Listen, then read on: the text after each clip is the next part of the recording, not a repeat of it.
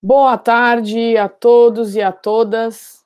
Estamos aqui hoje para mais um Pós-Convida, uma iniciativa da pós-graduação da Faculdade de Direito de São Bernardo do Campo, que desde o ano passado começou a realizar todas as terças-feiras um encontro com grandes nomes do direito do Brasil e de fora do Brasil, né? Nós já tivemos uma temporada completa em 2020 e agora 2021 estamos caminhando até o fechamento do primeiro semestre com grandes experiências, grandes bate-papos. É uma alegria imensa ter o Pós-Convida, sei do reflexo dessa atividade para muitos alunos conhecidos e espero que com isso a gente possa ir colocando a debate alguns temas importantes para o direito, para o Brasil, né, para os estudantes de direito que têm refletido e pesquisado muitos temas interessantes. E hoje eu tenho a honra, a alegria de receber aqui no Pós-Convida o professor Glauco Salomão Leite, um amigo da casa aqui de São Bernardo. Ele já esteve aqui, acho que em 2019, né, Glauco, num seminário internacional, teve uma participação importantíssima.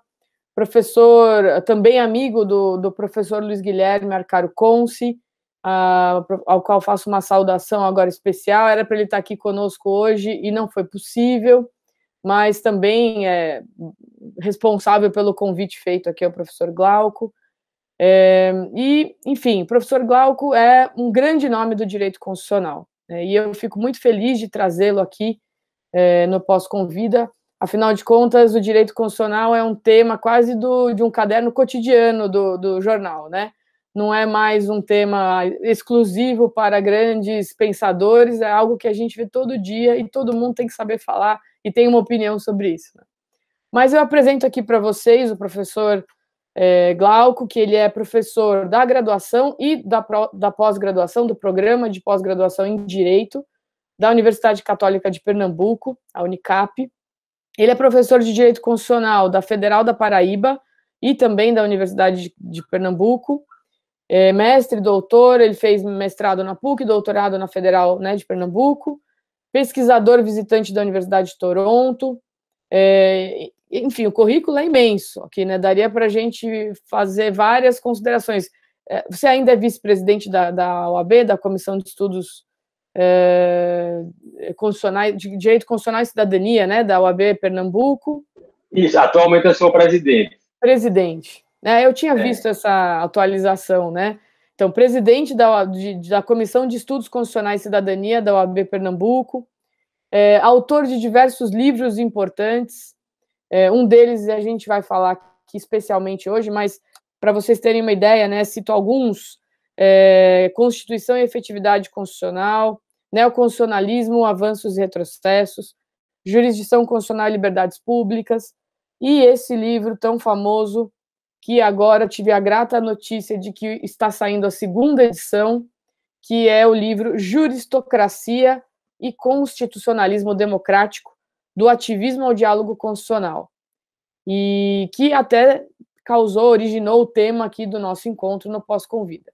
Mas antes de entrarmos aqui, eu estou embalada, né? Mas só queria saudar você, Glauco, dizer que é um prazer imenso tê-lo aqui conosco e agradecer muitíssimo a você ter aceitado o nosso convite e para bater esse papo aqui conosco. Eu que agradeço, Thaís. A Faculdade de Direito de São Bernardo sempre me recebeu muito bem, me acolheu, e de lá para cá, acho que já foi a segunda vez que eu estive aí com vocês, e sempre com boas recordações, boas memórias, aí com meu amigo Luiz Guilherme, contigo, né? Enfim, com todas as amizades que foram construídas nesses últimos anos. Então, para mim é um prazer estar aqui com a comunidade acadêmica da Faculdade de São Bernardo do Campo. Muito bom, muito obrigada, Glauco, mesmo, por você estar aqui. E o professor Glauco diretamente, também ele escreve bastante, né? Vocês vão ver artigos dele no Jota. Vocês têm um grupo, né? Recife Estudos Constitucionais, que também tem Instagram e sempre traz mesmo questões interessantes sobre o STF e outros assuntos, né, de direito constitucional e de política, enfim. Uhum. Então, assim, é um nome para a gente perseguir, assim, para a gente ficar no radar, que é uma referência para... E fico muito feliz de poder hoje bater esse papo com você. Glauco, vamos lá. A gente escolheu colocar o nome aqui hoje do nosso encontro de Juristocracia, né? E é o nome até do livro que você já lançou, uma primeira edição, agora está saindo uma segunda edição. Eu acho que a gente podia começar por aí, né? O que é a juristocracia, esse conceito, né? Como surgiu esse conceito, como você começou a utilizá-lo? Fala um pouquinho para a gente da iniciativa do livro também, enfim. Claro. Bom, como você falou, Thais, esse livro ele corresponde inicialmente à minha tese de doutorado, que eu defendi aqui na Federal de Pernambuco. Daí foi publicada a primeira edição, e exatamente ontem, saiu a segunda edição. Eu não estava nem aguardando, achava que ia demorar mais um pouquinho, mas aí ontem eu recebi o e-mail aqui da editora que o livro já estava no site. Eu nem recebi ainda o exemplar, mas já está na página da editora. E eu comecei a trabalhar, na verdade, eu já vinha trabalhando com jurisdição constitucional, até explicando um pouquinho, digamos assim, a dinâmica da pesquisa, né, para os alunos que estão aí discutindo, pensando em temas. Eu venho trabalhando com jurisdição constitucional desde a época do mestrado aí na PUC São Paulo. Então, já tem aí alguns anos. E, por ocasião do doutorado, é que eu fui aprofundar um pouco mais sobre as causas desse protagonismo que os tribunais constitucionais, de uma maneira geral, os Supremas Cortes, passaram a ter, né, nas democracias contemporâneas. Isso na Alemanha, na Itália, mas também nos países da América Latina. E tentei mapear um pouco da realidade brasileira, observando, né, essa ascensão que o Supremo passou a ter nas últimas décadas aqui no Brasil. E é nesse contexto que aparece, pelo menos, a terminologia de juristocracia. Não é minha essa expressão, ela foi utilizada inicialmente por um professor que era da Universidade de Toronto, que é o Han Richel. Quando ele vai fazer, Richel trabalha muito com a pesquisa comparada, e ele tem um livro que ele aborda exatamente esse crescimento institucional dos tribunais, levando em conta ali o Canadá, a partir da Carta de 82, a Nova Zelândia e outros países. Mas, independentemente da própria terminologia, acho que o importante é destacar esse movimento político de crescimento dos tribunais. O que é que está por trás dessa ascensão, né? É claro que aqui não envolve somente um elemento jurídico, de haver uma Constituição nova, que promete direitos fundamentais. Há outros elementos também, há outras variáveis que contribuem para essa projeção, e eu quis analisar um pouco isso olhando para a realidade brasileira, mas, ao mesmo tempo, propondo uma discussão que era evitar tanto uma abordagem que, de alguma maneira, levasse a um endeusamento dos tribunais, aquela coisa do sistema de justiça infalível, né, que sempre está ali pronto para responder a demandas importantes, a proteger direitos. Então, tem uma série de falhas, uma série de problemas que a gente bem sabe, mas eu também não queria ir para um outro lado, um outro extremo, que seria a depreciação da política, ou seja, reconhecer que a política tradicional tem falhas não significa necessariamente depositar todas as esperanças nos tribunais. Então, com essa perspectiva é que eu discuto uma terceira via, que é a ideia de diálogo institucional, né, que reconhece tanto problemas no judiciário, na política representativa, mas que também entende que há potencialidades. Então, pensar como um sistema complexo de separação de poderes, que não envolve, digamos, uma lógica que eu chamo aqui, até eu me utilizando a expressão de Gargarella, de paz armada, como se cada instituição ficasse ali pronta, mas com as suas armas e que pode ser utilizada a qualquer momento diante de alguma investida. A ideia de diálogo, ela tenta trabalhar muito mais com a acomodação de conflitos, com flexibilidade, com cooperação, em vez de atrito. Então, a partir dessa premissa que eu tento desenvolver o trabalho, tentando ver como é que o sistema canadense funciona, até que ponto isso pode se importar aqui no Brasil, analisando casos que já foram decididos pelo Supremo e tentando desmistificar um pouquinho dessa discussão. Tá. Deixa eu te perguntar uma coisa. Então, na verdade, a juristocracia, ela não é necessariamente um conceito negativo, assim, crítico? Não, ele Por tem exemplo, de um caráter monopólio mais do... descritivo. Desculpa, pode Isso. falar. Não. Tem um sentido mais descritivo mesmo, de reconhecer que com essa expansão dos tribunais tem havido uma transferência de poderes decisórios que antes seria exercido pelos governos, pelos parlamentos, e agora vão para os tribunais. Isso não quer dizer necessariamente que é algo ruim, né? Mas também não é uma avaliação positiva, é uma constatação de um fato. Tem havido esse fenômeno, e agora tentar ver até que ponto isso é bom, se é ruim, se para alguns temas tem havido um resultado positivo, para outros não, aí envolveria uma outra avaliação. E até também, ainda perguntando sobre até a questão do livro, né, que você utiliza o constitucionalismo democrático, né? A gente tem essas várias denominações, é uma certa evolução do constitucionalismo. Acho que é muito conhecido por todos o texto do Luiz Roberto Barroso sobre constitucionalismo democrático, né, onde ele até, enfim, aponta os papéis do STF contra a majoritária, a famosa tese, o papel iluminista. É nesse mesmo sentido que você enfrenta o constitucionalismo democrático, ou é um outro? O que seria o constitucionalismo democrático? Aqui eu estou me utilizando, né, dessa terminologia que, de certa forma, é compartilhada, né, de entender que esse paradigma do pós-guerra que envolve tanto, de um lado, a democracia representativa, que continua tendo a sua relevância, ou seja, democracia baseada em processos eleitorais, em formação de maiorias, em partidos, mas que, ao mesmo tempo, ela é limitada pelas constituições e pelos direitos fundamentais. Então, aqui, digamos, tem a dimensão substantiva, né, de restrição mesmo do princípio majoritário. Então, o constitucionalismo democrático vem aqui como uma combinação entre essa tradição democrática, baseada na ideia de maioria, mas que não absolutiza a vontade da maioria, justamente porque ela tem que ser constrangida justamente pelos direitos fundamentais, pela proteção de minorias e assim por diante. Então, essa é a síntese aqui. E é exatamente aí, né, que eu exploro a construção desse paradigma para chegar a um cenário em que a gente não pode simplesmente deixar de lado a política e criar uma espécie de uma confiança exacerbada nos tribunais. Acho que, da mesma maneira como o lado democrático do princípio majoritário ele é importante e tem nessas instituições, né, a sua, digamos, corporificação, mas o constitucionalismo também vai ter a sua relevância, principalmente pensando na atuação dos tribunais. Então, é uma combinação aí entre essas duas perspectivas, a democrática e a do constitucionalismo. Porque a gente tem muita, enfim, é um limite muito tênue aí, né, entre a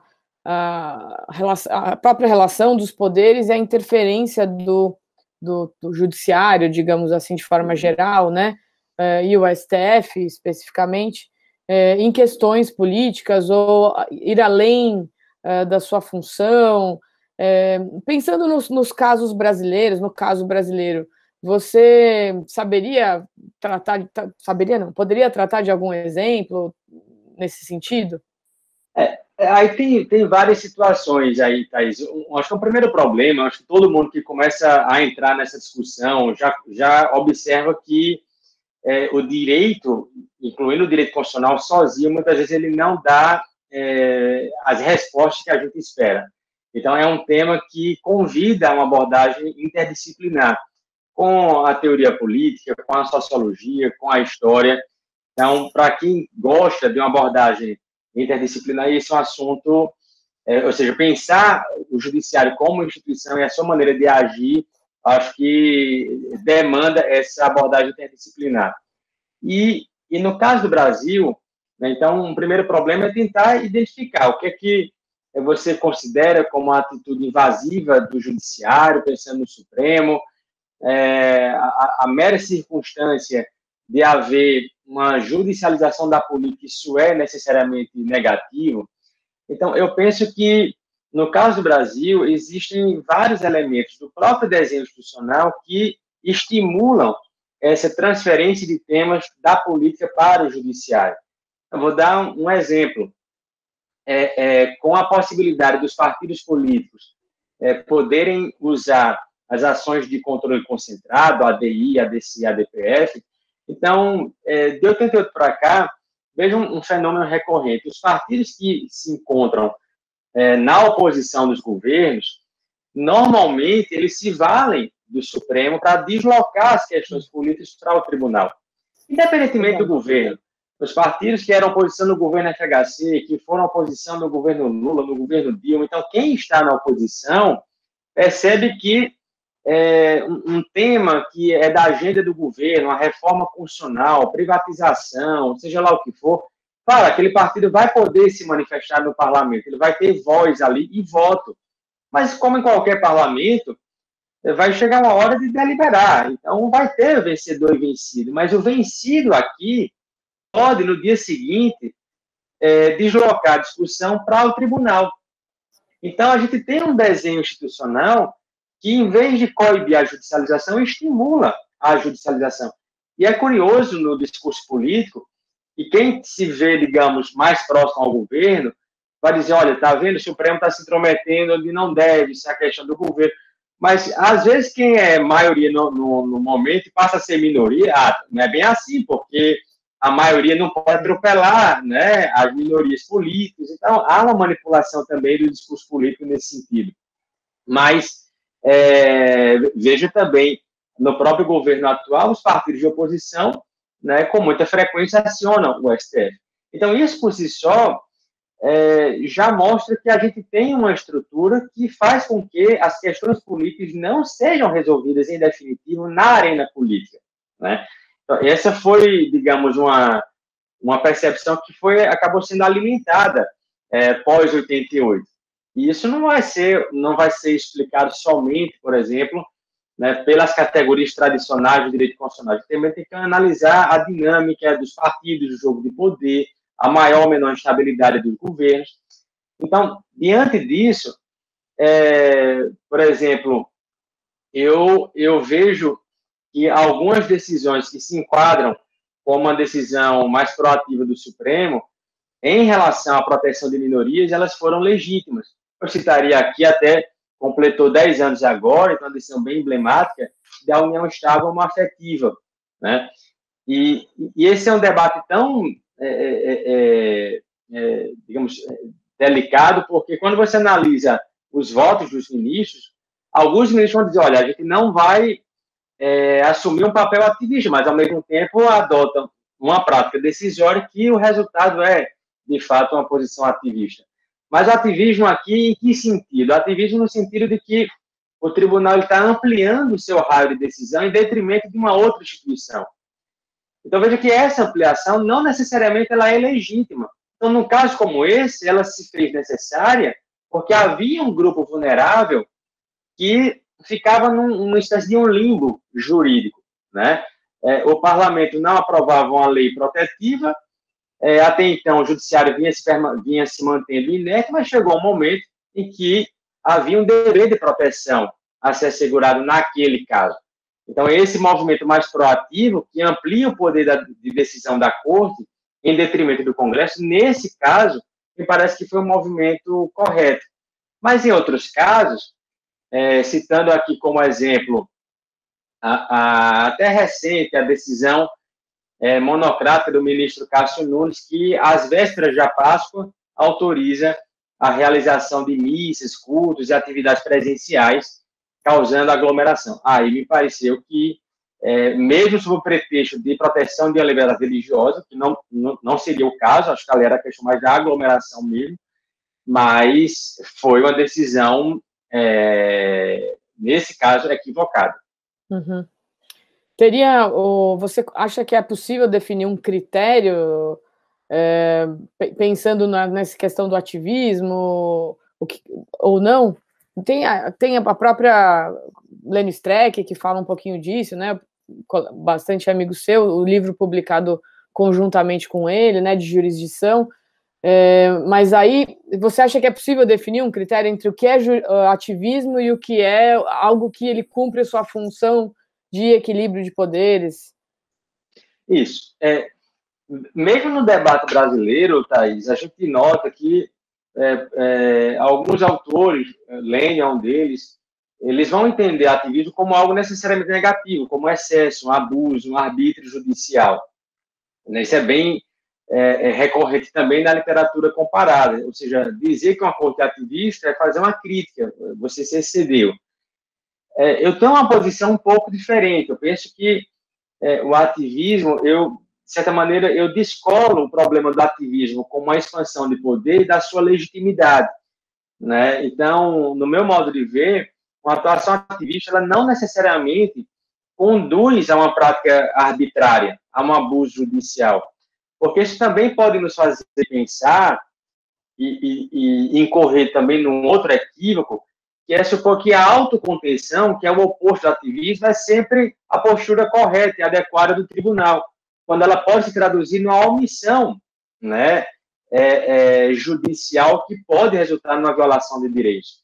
Então, nem sempre a omissão, a deferência é o melhor caminho e nem sempre o ativismo vai ser, de fato, um sinônimo de abuso judicial.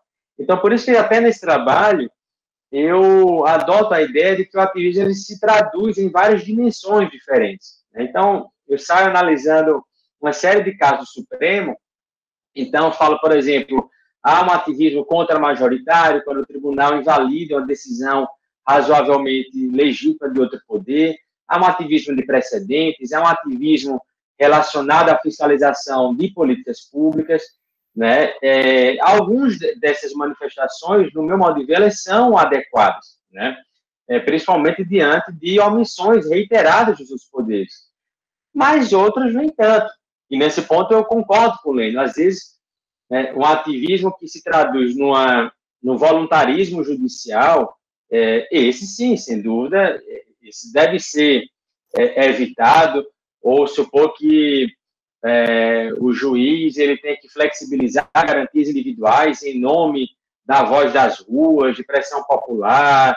Então, esse tipo de, digamos, de um pensamento consequencialista da decisão, que pode justificar intervenções judiciais mais excessivas, mas, no meu modo de ver, aí seria um excesso, aí realmente seria um desvio da atuação judicial. A gente está pensando muito mais aqui o juiz como ator político do que como alguém que tem que exercer um papel contra-majoritário. Uhum. Nossa, me veio tanta coisa na cabeça você falando, eu tenho que tomar cuidado para a gente não desviar o assunto aqui, né? Porque, por exemplo, né, eu pensei, quando você falava dessa questão histórica, da interdisciplinariedade, né, eu lembrei bastante dessa, por exemplo, do estudo feito do papel do STF durante a ditadura, né? Então, que aí a gente vai, partindo dali, já vendo, né, a posição do STF muitas vezes a favor do regime, e que legitima determinadas ações, né? Então, é interessante mesmo, sob o aspecto histórico, fazer um paralelo da função mesmo do STF, né, em diversos tipos de governos, né, de regimes, digamos assim. Isso. E até, puxando até um gancho aqui nisso, recentemente eu até li um texto seu falando sobre bullying constitucional e governos populistas. O que seria isso? Assim, não sei o que seria esse bullying constitucional e por que a relação com governos populistas, para a gente entrar um pouquinho nisso também. Eu, aproveitando aí, Thaís, essa tua referência a esse período anterior do Supremo, eu vejo como uma coisa curiosa. Ao mesmo tempo que há uma série de críticas ao protagonismo judicial, críticas democráticas ao protagonismo judicial, existe um certo paradoxo nisso, porque durante a ditadura militar, a gente via que o Supremo ele sofreu uma série de ataques, né? O AI-2 de Castelo Branco altera a composição do Supremo, o AI-5 aposenta 3 integrantes do Supremo, então imagina a mensagem que isso passa para o restante da magistratura. Se isso está acontecendo para o Supremo, imagina para um juiz aqui em Recife, né, no interior do estado. Então, ele está desprotegido. Ou seja, não há condições aqui políticas, institucionais, para que o tribunal exerça o seu papel de checks and balances, de fiscalizar os atos do governo. Então, onde é que está a contradição? Somente num ambiente democrático, em que você garante a independência judicial de fato, é que existem as condições para que o tribunal se expanda. Então, a contradição você pode fazer uma crítica democrática ao ativismo, mas, ao mesmo tempo, somente numa democracia que um tribunal pode, de fato, ser ativista. Uhum. E é exatamente aí que eu comecei a verificar esses ataques recentes ao Supremo, né, pensando numa relação antidialógica. Né? O trabalho busca verificar como seria possível um diálogo institucional entre poderes, mas para haver diálogo é preciso haver disposição ao diálogo, é preciso haver um respeito mútuo, né, entre as instituições. E nos últimos anos, no meu modo de ver, tem surgido uma certa forma de agir que, muitas vezes, sem ser abertamente autoritária, há uma utilização de ferramentas democráticas para atingir a própria democracia, né? Esse é o caso, se encaixa aí, dessas ações contra o Supremo. Ou seja, eu me apoio na ideia de liberdade de expressão para defender o AI-5 e fechar o Supremo. Eu adoto a ideia de liberdade de expressão para intimidar o ministro Supremo. Eu invoco a liberdade de expressão para publicar um tweet sugerindo consequências imprevisíveis se o Supremo decidir assim ou assado. Então, existe uma prática de um assédio institucional contra o tribunal que não exige um AI-2, não exige um AI-5, mas o propósito é intimidar, é constranger, né, é fazer com que decida nesse sentido e não no outro, demore para julgar esse caso. Então, me parece que aqui pode haver um risco, não a estrutura formal da independência do judiciário. As garantias continuam lá na Constituição, vitaliciedade e tudo mais, mas pode haver um comprometimento na independência de fato, né? na maneira como o tribunal realmente age e tem que reagir, né, às demandas que vão envolver os conflitos entre governos e assim por diante. Então, essa é a ideia do bullying constitucional. São ataques reiterados, constantes contra o tribunal, mas muitas vezes sob uma roupagem constitucional. Quer dizer, eu passo a ideia de que isso é legítimo, que faz parte, né, do jogo, mas eu estou tentando intimidar uma instituição. Uhum. Então, seria, né, uma prática contrária à ideia de diálogo, sem dúvida. E é interessante analisar isso também, né, porque a gente vê um governo com algumas características mais não tão democráticas, digamos assim, né, e como isso se manifesta de diversas formas. Então, a gente tem, por exemplo, o deputado Daniel Silveira, né, que faz o seu vídeo, a gente tem manifestação nas ruas pedindo fechamento e intervenção do STF, ameaçando de morte e tal, né, um discurso do chefe do executivo, né, do presidente da República, diretamente aos ministros, né? Inclusive, eu acho que a gente também está vivendo um período interessante para refletir, que é essa questão das nomeações, né? Uhum. Então, claro, sempre foi evidente que as nomeações ocorrem a partir de uma análise do presidente da República, mas agora é praticamente assim, é um jogo mesmo, é 2-2, é 4-4, agora vamos tirar esse, vamos pôr aquele, vai dar tanto, vai mudar isso, vai mudar aquilo, quer dizer, realmente de se manipular todo esse... É um jogo perigoso esse também, né? E é usado mesmo diretamente num ataque institucional, né? Isso. E assim, uma coisa que também chama a atenção, claro, como você bem pontuou, a maneira como a gente tem de indicação para o Supremo tem esse componente político, sem dúvida, né? Mas agora assumiu, talvez de uma maneira mais escancarada, uma avaliação estratégica mesmo. Eu vou colocar alguém com esse perfil para redirecionar o tribunal, né, para que nos temas A, B e C, a Corte passe a decidir dessa forma. E um outro aspecto que também chama a atenção são essas antecipações dos supremáveis, né? Ou seja, você joga enfim, na opinião pública, diz, ó, talvez fulaninho seja um indicado.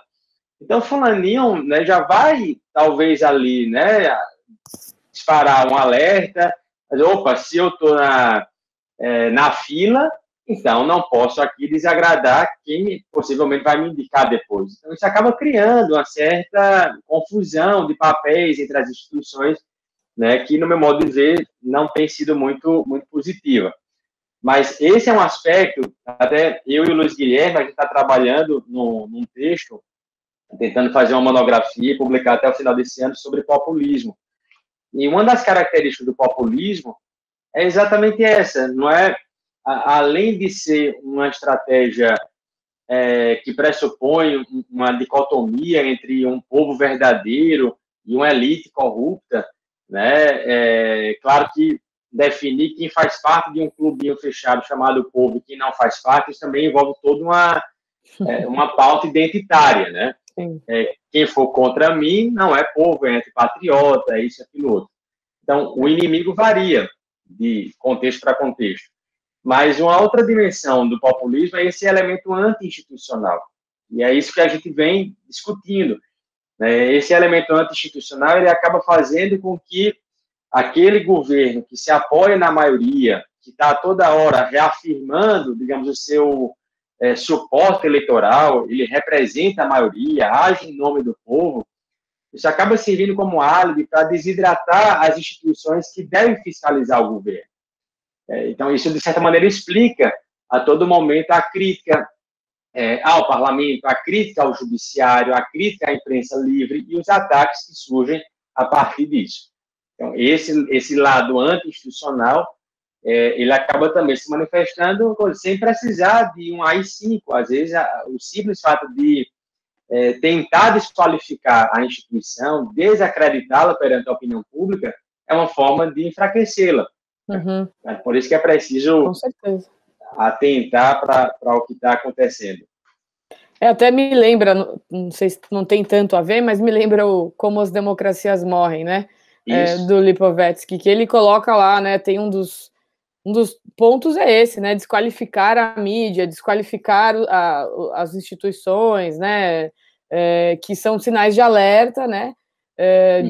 Para governos que querem mesmo, enfim, nenhum governo vai ser eleito com a propaganda de que sou contra a democracia. Eles vão, eu sou democrático, né? A primeira, mas é aquele discurso que vai ser dominado por né, vários atos e que vão realmente tentando minar principalmente as instituições, eu vejo, né? Isso. E esse é o argumento. Eu acho que você tocou bem no núcleo da discussão. Porque o populista ele não se vê como autocrático, não se vê como autoritário. Afinal de contas, houve eleição, ele foi, de fato, escolhido. Né? Mas, uma vez escolhido, é que começam a surgir atos que vão enfraquecendo outras instituições. Porque esse é o ponto. A democracia não é feita somente da eleição, não é feita somente da vontade da maioria. Uma democracia constitucional, ela pressupõe freios e contrapesos, ela pressupõe instituições independentes, ela pressupõe pluralismo, ela pressupõe liberdades individuais, imprensa livre, liberdade de expressão. Então, quando esses valores começam a ser atingidos de alguma forma, né, o próprio modelo da democracia ele também está comprometido. Né? Mas você fica naquela repetição de não está acontecendo nada demais porque tem eleição. Né? Houve há 2 anos, vai ter ano que vem, 3 anos vai ter ano que vem, então é um país democrático. Saiu, Thaís, agora até se alguém estiver pesquisando esse tema, tem um instituto que se chama Videm, de uma universidade na Suécia, e eles têm avaliado a qualidade das democracias mundo afora, diagnosticando esses processos de autocratização. Que legal. Né? Então, o Brasil já vinha entrando no radar de países semidemocráticos, né? E no último relatório que saiu esse ano, referente ao ano passado, o Brasil está em quarto lugar, digamos, dos top 10 de países rumo a uma autocracia. Ele fica atrás da Polônia, da Hungria e da Turquia, né? Nossa.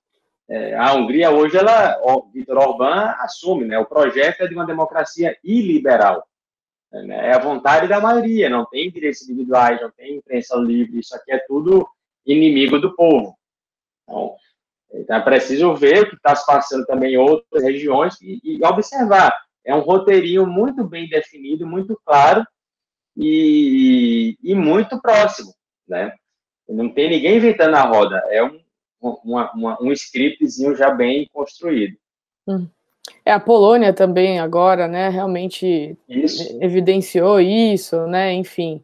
Agora, isso dá um medo, né, às vezes a gente fica analisando o Brasil friamente, assim, né, e de uma certa forma eu acho efetivamente que o STF tem feito um papel, não chamaria de contramajoritário, né, mas assim, ele tem tido um papel muito importante e declarado, né, alguns ministros declaram isso, a gente está tomando essa decisão por conta, né, do Poder Executivo, das decisões do Presidente da República, né, então, e no Brasil a gente tem visto coisas surreais, né, do tipo, do grupo do povo dizendo, eu te autorizo, né, a intervenção militar, quer dizer, realmente, e aí a gente faz o que nesse sentido, né, eu tenho, ainda bem que eu tenho no constitucionalismo democrático a possibilidade de que o Supremo Tribunal Federal defenda a democracia, os pilares da democracia, que não apenas, né, manifestações de determinados grupos populares, né? Isso. E esse momento todo que a gente vive, ele serve também para que, como assim, professores de área de direito público, a gente vem, digamos, de uma certa tradição que lida com categorias como discricionariedade administrativa, atos políticos praticados pelo governo, a liberdade também de destinar recursos públicos, mas vejo que tudo isso foi, de alguma maneira, capturado e muitas vezes é exercido de uma forma, né, desviada. Então, se a gente começar a pensar dessas mesmas categorias num contexto caracterizado por um governo populista, a consequência é, então, o tribunal ele tem que ser deferente, porque senão há uma violação à separação dos poderes, invade a área da reserva de administração e tudo mais. Mas o cenário é outro, é um cenário que exige realmente uma intervenção judicial em certos casos. Veja, por exemplo, o que está acontecendo com a Federal do Rio de Janeiro. Você não pode admitir que, em nome de uma discricionariedade orçamentária, você esvazie uma instituição de ensino. E, no final, é o próprio direito à educação que está sendo inviabilizado. E essa é uma marca, Thaís, que acho que é por isso que é importante prestar bem atenção ao fenômeno. Muitas vezes você não precisa, a gente não está pensando em medidas autoritárias como no século passado. Eu não preciso baixar um ato e dizer que o direito A ou B está revogado, não existe mais. Eu posso, através de uma medida mais sutil, né, que não vai ficar tanto assim sobre os holofotes, eu posso enfraquecer aquele direito, até mesmo esvaziá-lo. Então, deixar de transferir recursos para a instituição de ensino, com certeza vai inviabilizar aquela universidade e todos os direitos que estão envolvidos ali, né? Outro exemplo, não sei se vocês se recordam, acho que ano passado houve aquele episódio de uma criança que foi vítima de abuso sexual, salvo engano, no Espírito Santo, e ela veio fazer um procedimento aqui em Recife, no hospital aqui em Recife, enfim, aí se politizou a discussão, porque estava dizendo que havia, né, que ela era contra a vida, e logo na sequência, o ministro da Saúde, não lembro na época quem era, ele edita uma portaria modificando o procedimento para a interrupção da gravidez nos casos de aborto legal, né? Ou seja, de aborto de uma pessoa vítima de violência sexual. Mas ele criava tanta dificuldade, submetia a gestante a uma série de constrangimentos, que na prática a ideia era não vai exercer o direito que é assegurado por lei, mas aqui isso era feito em nome de uma pauta ideológica que você manipula para mudar um procedimento e interferir em um direito fundamental.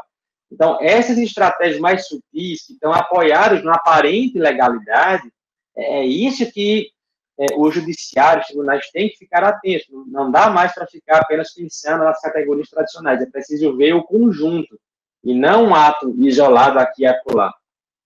Glauco, você fala em legalidade autocrática, constitucionalismo abusivo, né? Acho que são conceitos que quer falar um pouquinho, assim, que estão ligados a isso, né?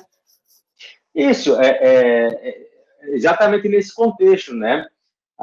Essa expressão do constitucionalismo abusivo, né, que foi utilizada no artigo de David Landau, ele se refere ali à utilização de ferramentas da Constituição contra a própria Constituição, né? Ali ele destaca principalmente a aprovação de emendas constitucionais que são inconstitucionais, ou até, como houve na Hungria, uma manipulação de um processo constituinte para criar uma nova Constituição, dando mais poderes ao governo.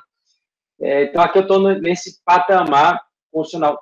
Não creio que seja o caso do Brasil, mas a ideia de legalidade autocrática, que é usada por Chepello, eu acho que ela está mais presente, né? Que é exatamente usar de algumas estratégias em nome da lei, mas muitas vezes distorcendo a legalidade, né, fazendo uma mudança um pouco mais sutil. Isso a gente observa com a expedição de decretos regulamentares, no caso das armas, por exemplo, essa atuação do Ministério da Saúde. Durante a pandemia, algumas medidas, do meu modo de ver, elas foram editadas usando a pandemia como pretexto, né? Veja, por exemplo, no ano passado, foi editada, salvo engano, uma medida provisória suspendendo os prazos da Lei de Acesso à Informação. Ou seja, se os prazos estão suspensos, então não tem a obrigação de informar, né? Eu vejo que é um detalhe, aparentemente, né, bobo, mas que tem um impacto muito grande. Então, a imprensa todinha pedindo informações sobre, né, as políticas públicas na área de saúde, o que é que o governo está fazendo e tudo mais, cobrando respostas. Não, a gente não é obrigado a informar porque os prazos estão suspensos. Então, é uma maneira de usar a pandemia como pretexto, né, e enfraquecer a transparência, que é, né, um princípio constitucional.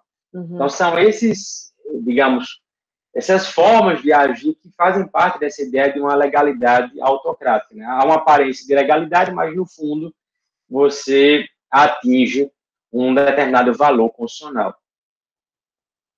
Eu lembrei também, não sei, que é intrigante, né, essa questão do IBGE, né, do corte de verbas, né, absurdo, até praticamente impossibilitar a realização de do censo ou das informações que são fundamentais, até para avaliar a própria pandemia, o impacto dela no povo brasileiro, e aí você corta, acaba com né, o instituto de pesquisa mais importante que tem, né, no Brasil. Então, você inviabiliza a pesquisa, inviabiliza conclusões, inviabiliza críticas, né?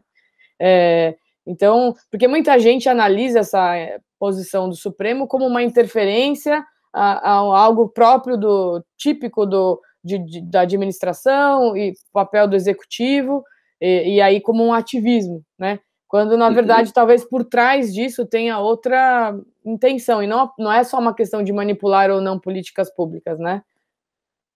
Isso, e quer dizer, sem o censo, né, quer dizer, é com base no censo que, inclusive, todos os governos, não só o governo federal, mas se você pensar nos estados, nas prefeituras também, as políticas públicas são construídas a partir desses dados. Até para você definir em que vai investir, pensando que os recursos são limitados, então eu tenho que tomar uma decisão racional sobre como otimizar esses recursos. Como é que você vai fazer isso às escuras? Então, é realmente deixar, digamos, a administração pública e o gestor no apagão. né? Ou talvez seja essa a intenção mesmo. Pois é. Não, e até com relação à questão dos grupos minoritários, da questão da fome, da miséria que voltou, né? Que são dados que vão ter que ser revelados e atacados através de políticas sérias, né? Então, se você não tem o dado, você também fica meio que se justifica, não fizemos nada porque não tem, né? Uma forma de se desonerar, né? Exatamente. E eu não sei se queria também, tinha pensado a gente falar rapidamente da questão da CPI aí, dessa decisão do Supremo aí, que também é uma decisão diferente, assim, que merece a crítica e uma análise, né, porque ela, de uma certa forma, determina uma investigação, que seja aberta uma investigação pelo Legislativo, né? Como que você vê isso? Veja, inclusive, na época em que essa situação aconteceu, acompanhei também pela imprensa, houve muita dúvida se o tribunal estava interferindo no Senado, e nesse caso me parece que não, Thaís, porque se a gente lembrar um pouquinho, os senadores eles fizeram requerimentos de abertura da CPI, atingiram aquele quórum que a Constituição estabelece que é de 1/3, e é um quórum de 1/3 justamente porque a CPI é um instrumento das minorias parlamentares e não das maiorias parlamentares, né?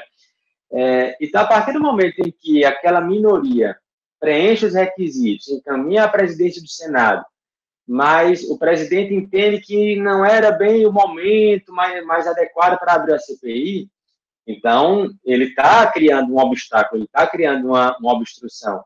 Não cabe ao presidente da casa decidir quando vai se abrir uma CPI. Quem tem que decidir isso é aquela minoria interessada.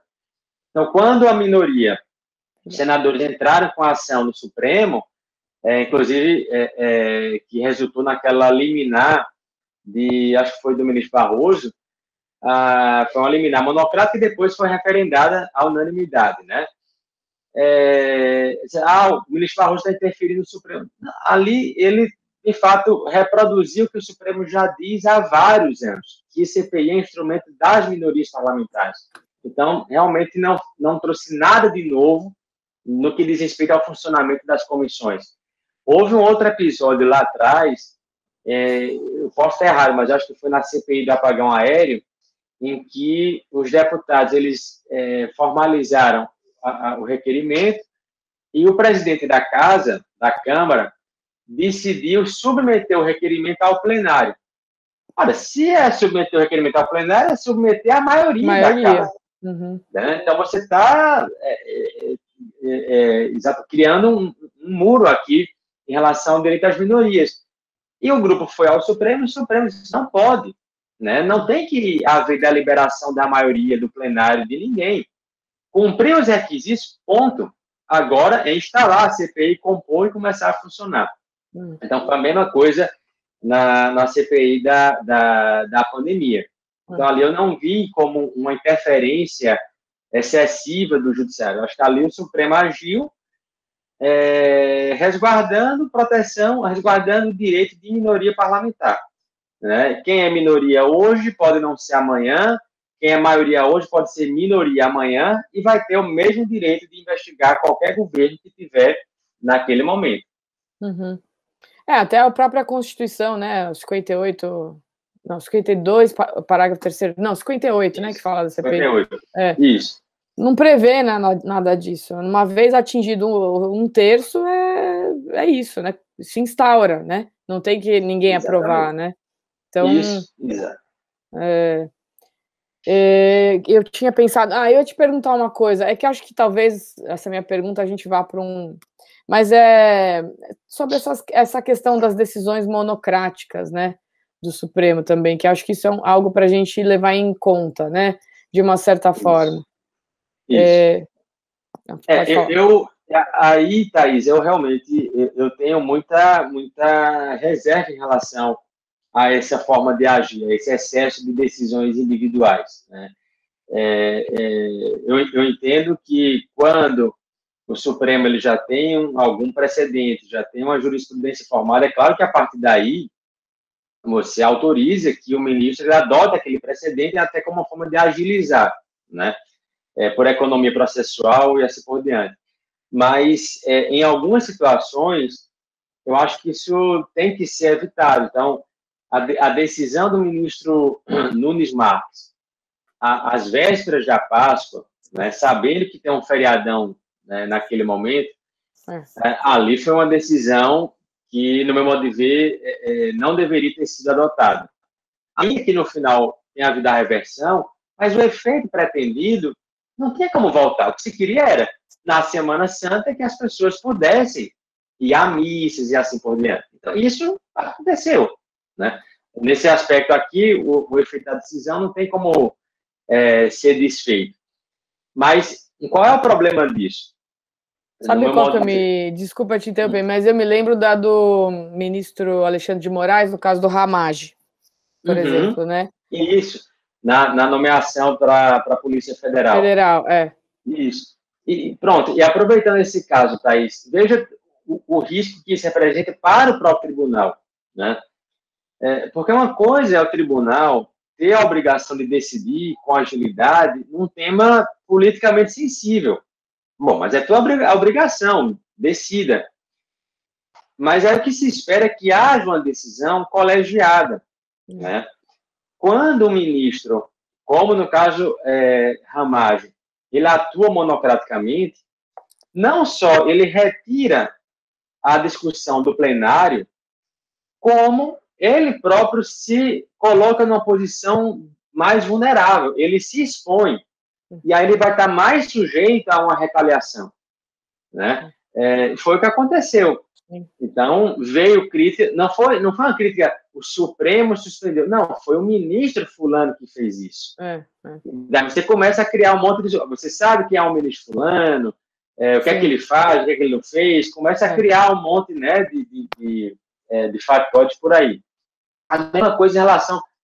acho que foi nesse episódio mesmo, apesar do ministro Barroso ter seguido a jurisprudência do Supremo, mas como envolvia uma CPI que não interessa ao governo, ele também acabou sendo atingido, né? Sim.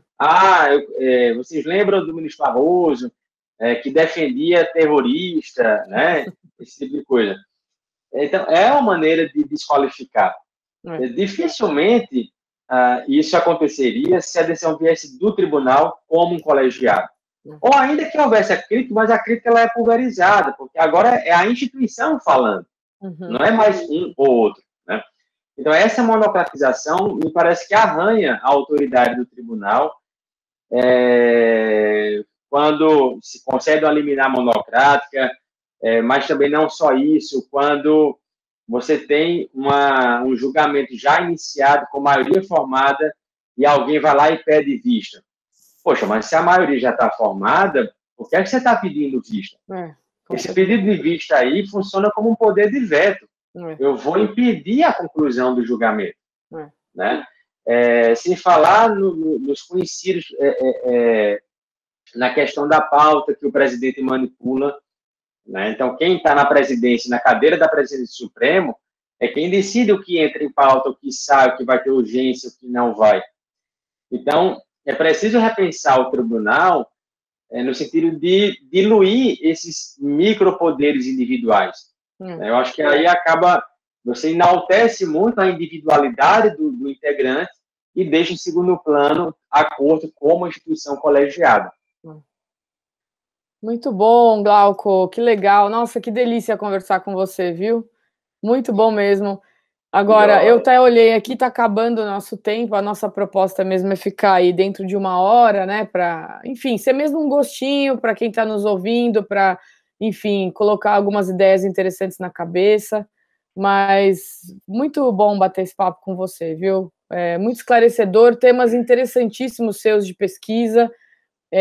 Eu reitero mesmo, acho que você é um dos grandes nomes do direito constitucional no Brasil, atualmente, né, com ideias interessantes, com essas pesquisas de direito comparado que você sempre traz, que são muito importantes para a gente refletir, né, na nossa situação brasileira. Então, eu só tenho mesmo a te agradecer super pelo bate-papo, pela presença. Também reitero aí aos alunos, vale a pena ler o livro Juristocracia e Constitucionalismo Democrático, que está saindo a publicação, o livro, né? Eu que agradeço, Thaís. Bom, por mim, a gente ficava aqui até, enfim, 2 horas, 3 horas a mais, mas, enfim, são temas muito palpitantes, e é como você falou no começo, né?